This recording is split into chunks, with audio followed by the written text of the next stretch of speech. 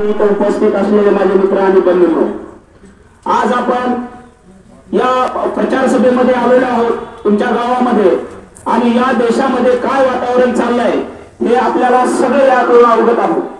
मित्रांनो, येणाऱ्या काळामध्ये जर आपण या ठिकाणी वेगवेगळ्या रंगामध्ये, वेगवेगळ्या भाषेमध्ये, वेगवेगळ्या जातीमध्ये, वेगवेगळ्या धर्मामध्ये आपण एकत्र या मंचावरती बसलो आहोत, परंतु ही ती सुंदरता आहे भारताची.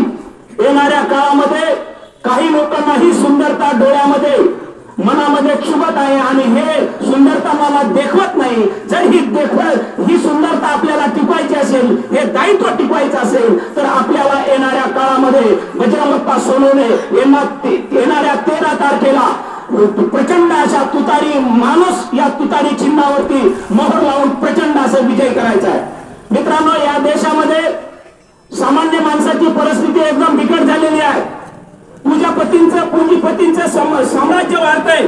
गोरगरिबांच्या लेकरांच्या शाळा, जिल्हा परिषदेच्या शाळा बंद होत आहेत आणि जो प्रायव्हेट शाळांचा जो बाजार मांडलेला आहे, यापासून गरीब माणसं जे पाठीमागील देशामध्ये ज्या शिक्षणाची व्यवस्था बिघडून ठेवली, आज आपण ज्या पद्धतीने म्हणतो डॉक्टर बाबासाहेब आंबेडकरांनी या देशामध्ये संविधान लिहिलं आणि त्यामध्ये एक शब्द लिहिला होता, जो शिकेल, शिक्षण हे वाघिणीचं दूध आहे आणि जो पिल तो गुरुल्याशिवाय राहणार नाही. पण या देशामध्ये ते वाघिणीचं दूधच सर्वसामान्याच्या लेकरापासून हटवण्याचं आणि त्याच्या तोंडातून काढण्याचं काम चाललं आहे.